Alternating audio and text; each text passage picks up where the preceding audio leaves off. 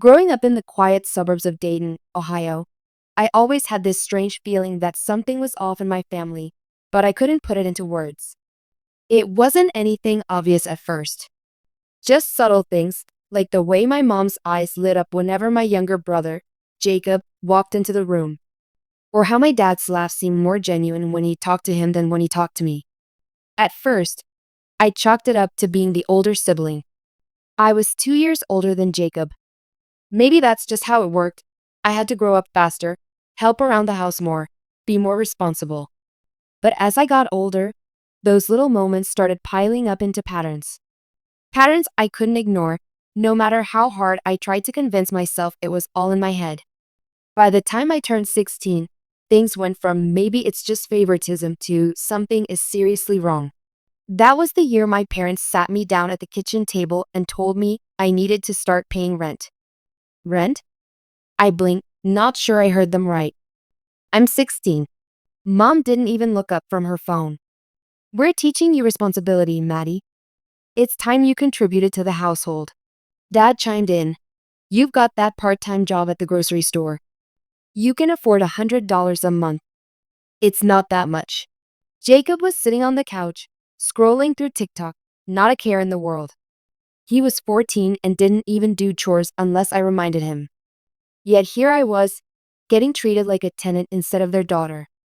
I wanted to argue. I wanted to scream. But I didn't. I just nodded and swallowed the lump in my throat. I learned long ago that arguing only made things worse. My parents didn't yell. They withdrew. Cold shoulders, silent treatment, locked doors. Being ignored by the people who are supposed to love you? That hurts more than any yelling ever could. From that day on, my life changed. I went to school during the day, worked evenings and weekends at the grocery store, and handed over $100 each month like clockwork. My parents didn't thank me. They didn't even acknowledge it. But when Jacob wanted a new Xbox for Christmas, he got it without question. When he wanted to quit soccer mid-season because he was tired, they told him he deserved a break. Meanwhile, I couldn't even ask for gas money without getting a lecture about being selfish. It was like I was the invisible child. Or worse, the outsider living under their roof out of obligation. I started spending more time alone in my room. I threw myself into my studies, into work. I didn't go to parties, didn't hang out with friends much. I became this ghost version of myself, present, but fading. And yet Jacob thrived. He was charismatic, always knew what to say, always managed to charm our parents even when he messed up. He'd get caught lying about his grades, and they'd still take him out for ice cream that same night. I used to watch them from my bedroom window, Mom ruffling his hair, Dad throwing an arm around his shoulder, and wonder, what's wrong with me? Why don't they love me like that? I stopped asking questions out loud after one particular night. It was around my 17th birthday. I came home late from work, exhausted and soaking wet from a thunderstorm. The power had gone out at the store, so I had to close by flashlight. All I wanted was a hot shower and maybe, just maybe, a small slice of cake or a happy birthday. Instead, when I walked through the door, I saw Jacob opening presents in the living room. Balloons were taped to the walls. There was a cake on the table, chocolate fudge, my favorite. But the words "Happy Birthday, Jacob" were written in bright red icing. I stood there, frozen. But his birthday's in June, I whispered. It was October.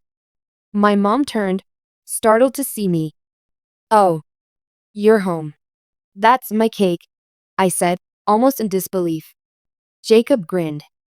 Yeah, Mom said you didn't really want a party this year. So we used it for my half birthday. Cool, right? Cool? I ran upstairs and cried harder than I had in years. Not because of the cake, or the party, or the balloons, but because they didn't even remember. They didn't forget on purpose. They forgot because I no longer existed in their minds in the same way Jacob did. I was background noise. Irresponsibility. Someone to be managed, not loved. After that, something inside me broke. I stopped hoping they'd notice me. I stopped trying to win their affection. I was just counting down the days until graduation, when I could finally move out. When I turned 18, I didn't even wait until the end of senior year. I scraped together what little savings I had and rented a tiny room in an old house with 3 other college kids. It was drafty, the pipes leaked, and the walls were paper thin, but for the first time in my life, I felt free. No more rent payments to my own parents. No more being invisible. No more being the ghost daughter in her own home.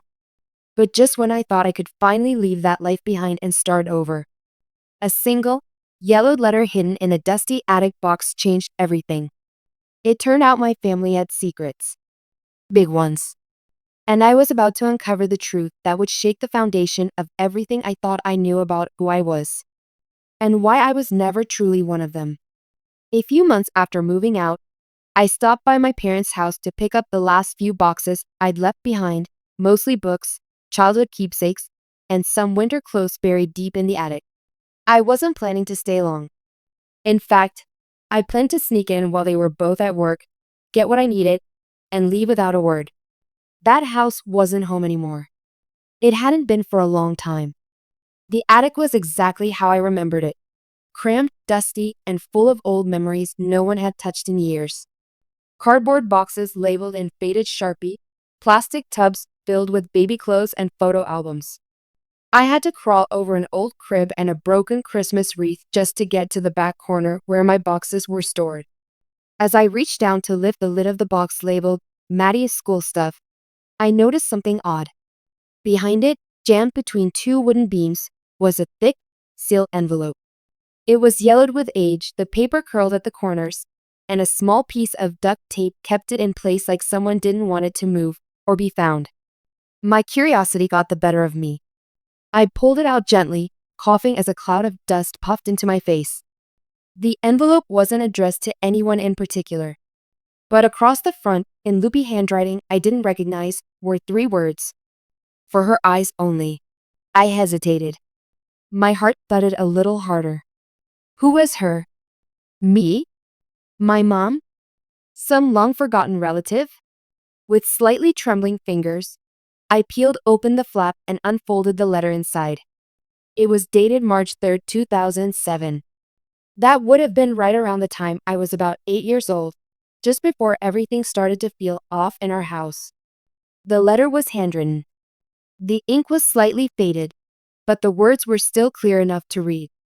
To the one who needs to know the truth. I never wanted to keep secrets. But the day your mother came to me, crying and begging for help, I made a promise that I've kept for all these years. Now that I'm getting older, I don't know how much longer I'll be around, and I can't leave this world without telling someone what really happened. The truth is, Maddie isn't James' biological daughter. Your mom had an affair, and when she found out she was pregnant, she was too scared to tell anyone. James had just lost his job back then, and they were on the brink of divorce. But when Maddie was born, he believed her. He believed she was his. Or at least, he pretended to. I don't think he ever really forgave your mom. And I don't think he ever truly saw Maddie as his own after that. But she's your daughter too. She's family. She deserves to know. She deserves the love they never gave her. Aunt Clarice. I sat there frozen, the letter trembling in my hands. It felt like the attic grew colder, like the air had been knocked out of the room. My heart was racing so fast I thought I might throw up. Not my dad? Everything blurred together. I read the letter again, twice, just to be sure I wasn't imagining it. James, my dad, wasn't actually my biological father. And he knew. My mom knew. They both knew. And neither of them ever said a word to me. And suddenly, so many things made sense. Why they treated Jacob like he was made of gold, while I was just some shadow in the background. Why they never looked at me the way they looked at him. Why I always felt like I had to earn their love, while Jacob was handed it effortlessly. I wasn't really their daughter. At least, not in the way Jacob was. I pressed the letter to my chest, fighting the sting behind my eyes. I wanted to scream. I wanted to cry. But mostly, I just wanted answers. Who was my real father? Why did my mom lie? And why, if they chose to keep me anyway, did they treat me like a burden instead of a blessing? I tucked the letter into my jacket and backed away from the attic. My mind was racing, spinning, searching for some sense of logic, but there was none. Just this ache in my chest that had been growing for years, now fully exposed like a wound torn open. I left the house without taking a single box. That night, I didn't sleep. I lay in my tiny rented room staring at the ceiling, replaying every memory through a new lens. The birthday they forgot. The rent they made me pay. The way they always took Jacob's side. Every moment of my childhood suddenly had context. I wasn't overthinking. I wasn't being dramatic. They had known I wasn't his. And they resented me for it. The next day, I called the only person who might be able to confirm if any of this was real. Aunt Clarice. She was my mom's older sister, and she'd always been kind to me, quiet, reserved, but never cruel. She lived about an hour outside the city in a small retirement community, and we hadn't spoken in years. I didn't even know if she'd pick up. But when she answered the phone and heard my voice, she gasped. Maddie? Hi, Aunt Clarice, I said softly. I found your letter. There was a long pause. Then, in the most fragile, trembling voice I'd ever heard, she whispered, I was hoping you would. The following Saturday, I drove out to see Aunt Clarice. The letter tucked safely in my bag felt heavier than ever, as if it contained not just ink on paper, but the entire weight of my fractured childhood. Her retirement community was nestled at the edge of a wooded area just outside Cincinnati. Quiet, peaceful, and yet I could barely appreciate the calm because my nerves were shot. I didn't know what I expected. Confirmation? Denial? Another layer of secrets? But when Aunt Clarice opened the door and saw me standing there, she didn't hesitate. She pulled me into a hug. I was wondering when this day would come, she said. Her hug was warm, real, not the kind of stiff, obligatory affection I was used to. For a moment, I let myself sink into it, just long enough to feel the ache of what I'd been missing all these years. We sat in her sunlit kitchen, tea steaming in mismatched mugs. She had always been old-fashioned, lace tablecloths, ceramic knickknacks, and the faint scent of lavender. It reminded me of being little and visiting during holidays, how she'd sneak me an extra cookie when my mom wasn't looking. I placed the letter on the table between us. So it's true? I asked. He's not my dad. She didn't dodge it. She didn't try to soften it. She just nodded slowly. Yes, it's true. Tears welled in my eyes again, even though I told myself I was done crying. Why didn't anyone tell me? Why did they treat me like I wasn't theirs, but still keep me in the house like I was supposed to play along? Clarice sighed deeply, her fingers gripping the edge of her mug. Your mom was 24 when she got pregnant with you. She and James were already struggling. He lost his job. They were fighting constantly. Then she met someone. Just once. She said, a mistake. She swore it didn't mean anything. But then she found out she was pregnant. Did she know for sure it wasn't his? She was pretty certain. The timing didn't line up. But she didn't tell James. Not at first. Clarice looked down at her tea, her voice growing more distant. When you were born, James acted like everything was fine. But I saw it in his eyes. He never held you the same way he held Jacob. He never smiled when you said, Daddy. Over time, it became clear he knew. And he resented you for it. I swallowed hard. And Mom? She tried. In her own way. But guilt. It changes people. I think she convinced herself that if she treated you the same as Jacob, it would mean what she did wasn't so bad. But she never truly succeeded. And James made sure she didn't forget. Every time you looked like someone else, someone who wasn't him, it reminded them both of the lie they were living. I felt like I was shrinking. Like I was 10 years old again, sitting at the top of the stairs listening to arguments I wasn't supposed to hear. Did Jacob know? Clarice shook her head. No. As far as I know, he still doesn't. A silence stretched between us. Long, thick, tangled in everything that had gone unsaid for years. Do you know who my real father is? I asked quietly. Clarice hesitated for the first time. I don't. Your mom never told me his name. She just said he wasn't part of the picture. She didn't want anyone tracking him down. I think she was afraid it would all unravel if James ever found out for sure. I felt like I'd been punched in the stomach. There it was, the missing piece. The truth was out, but only part of it. The rest was still buried. So they made me pay rent, I said slowly, the anger simmering now. At 16, while Jacob got everything for free. They punished me for something I didn't even do. Clarice reached across the table and took my hand. Maddie, none of this is your fault. You didn't ask for any of this. You were just a baby. You deserve better. I nodded, swallowing hard. I just wanted them to love me, I whispered. I know, she said. And I'm so sorry they didn't know how. We sat there for a long time, the weight of the truth settling around us. Clarice didn't try to rush the conversation. She didn't try to explain it all away. She just sat with me in the ache, which was more than anyone in my family had ever done. Before I left, she handed me a small photo album. Your mom gave this to me years ago. Said it was too painful to look at, but she couldn't throw it away. I flipped through the pages. Baby photos. Me in a pink onesie. Me holding a stuffed giraffe. Me with my mom at the park, her smile tight, her arms slightly awkward. No dad in sight.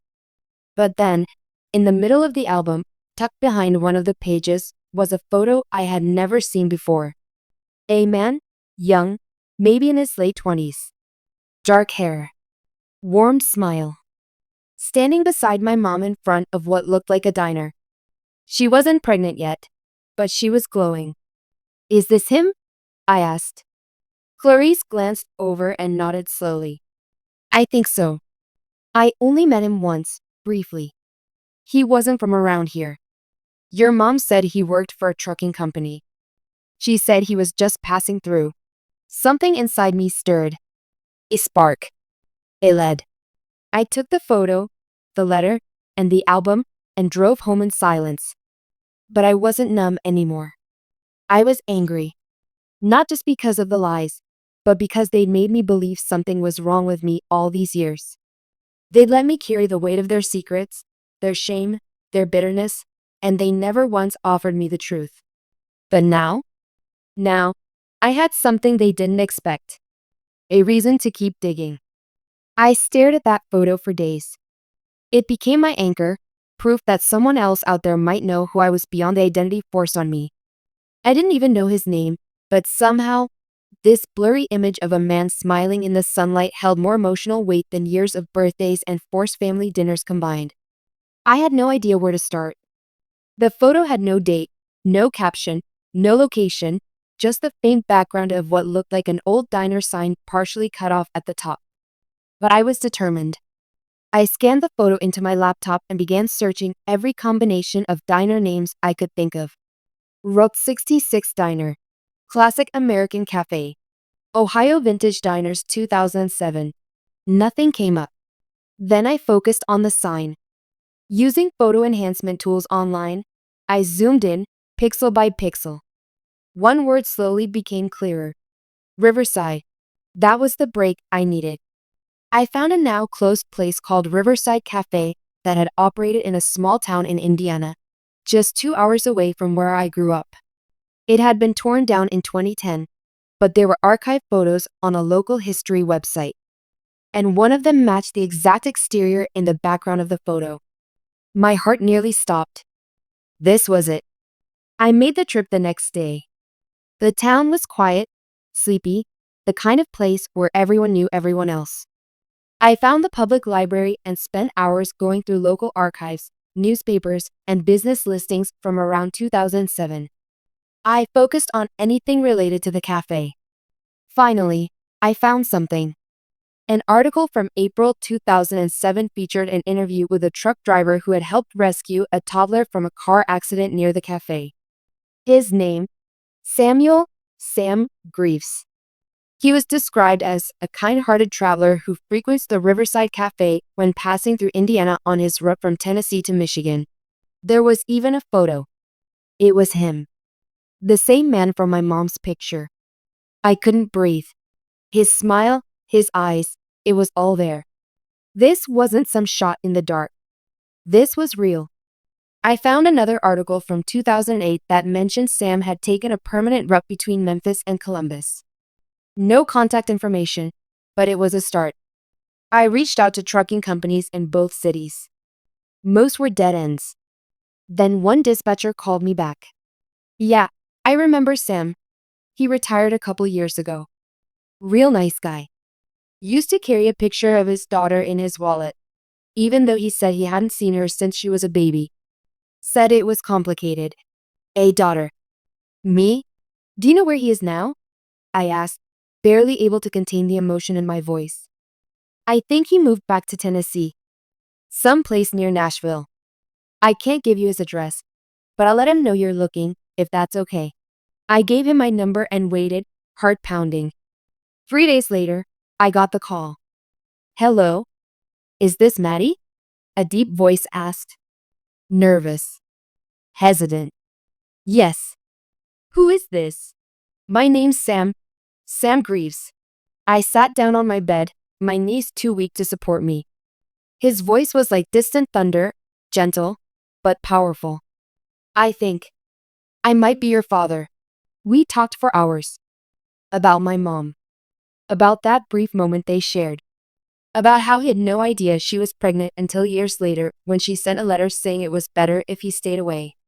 She said she was trying to keep her family intact. She begged him not to reach out.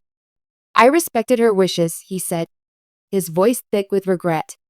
But I never stopped thinking about you. I carried your baby picture everywhere I went. I didn't know if I'd ever meet you. Tears streamed down my face. I'd spent my whole life thinking I was unwanted, discarded. But here was a man who had wanted me, and been pushed away. I want to meet you, I said. I want that more than anything, he replied. 2 weeks later, I stood outside a modest brick house just outside Nashville, my heart pounding like it might explode from my chest. He opened the door slowly, eyes wide, like he couldn't believe I was real.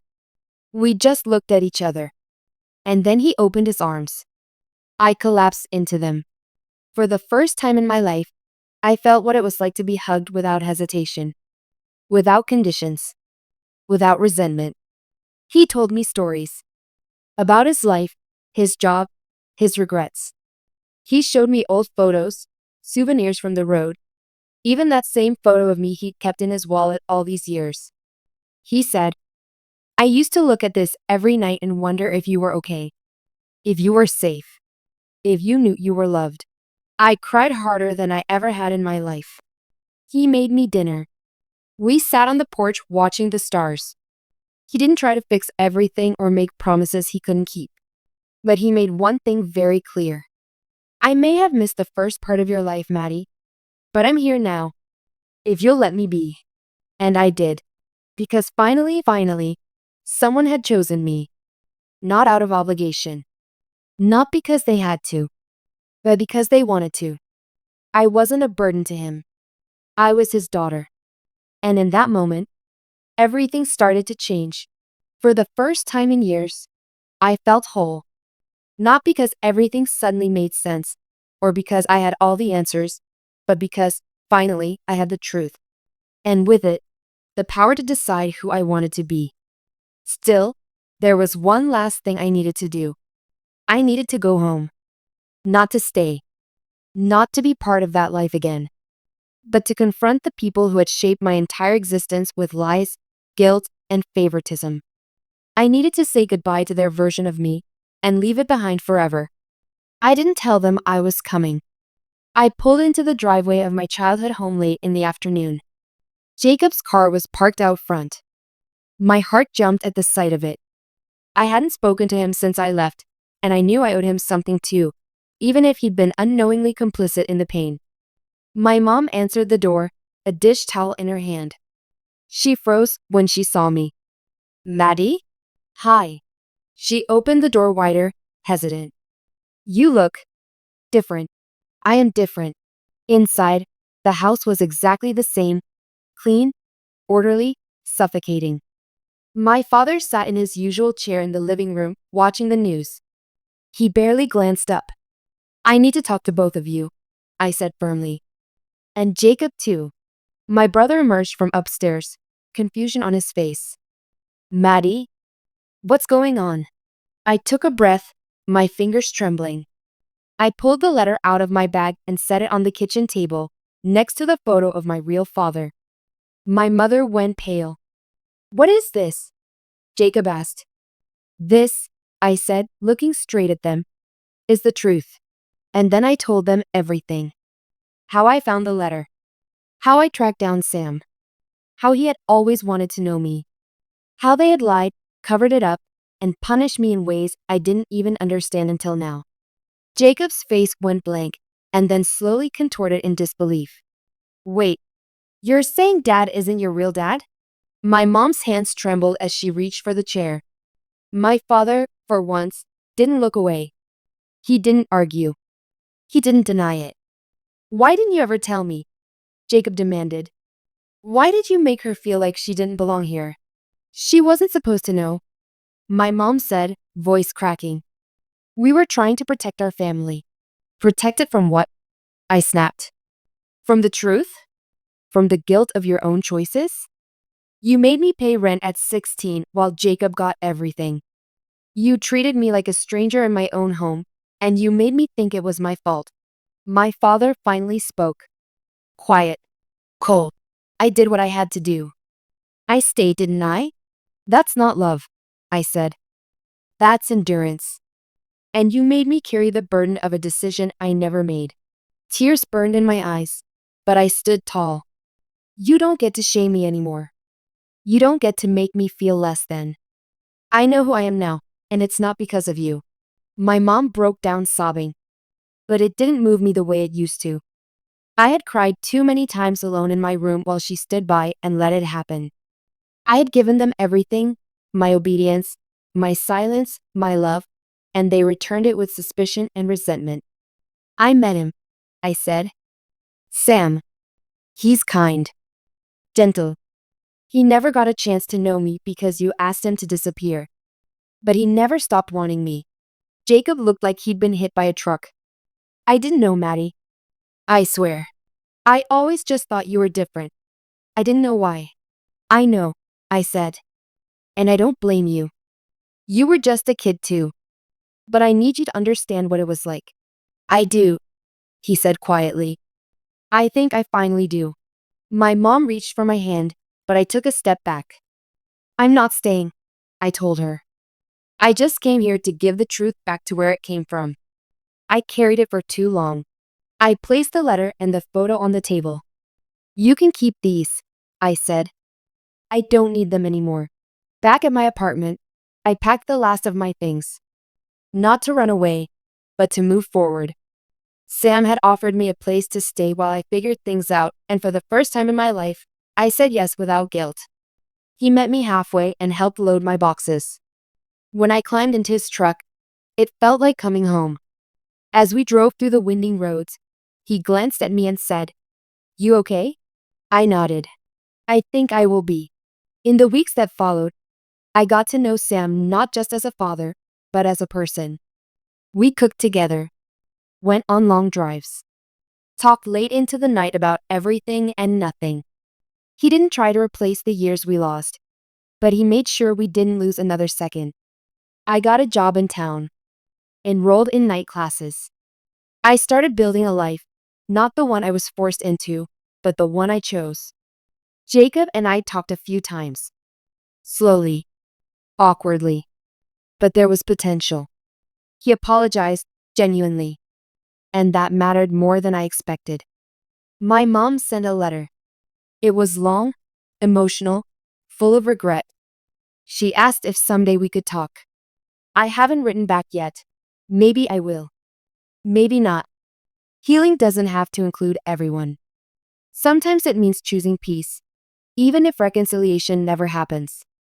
But the biggest change? I stopped asking myself, what did I do wrong?